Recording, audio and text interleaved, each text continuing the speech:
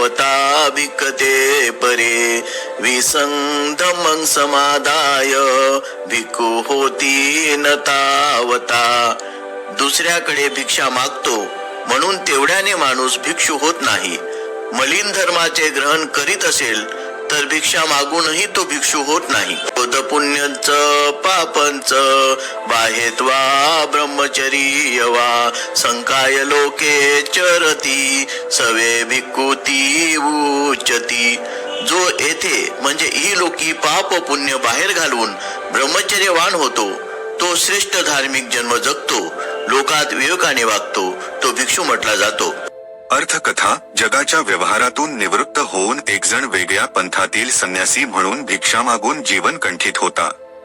एकदा त्याची बुद्धांशी भेट झाली असता आपण सुद्धा भिक्षा मागून जिगत असल्यामुळे आपल्याला भिक्षू म्हणून संबोधावे अशी त्याने बुद्धाला विनंती केली.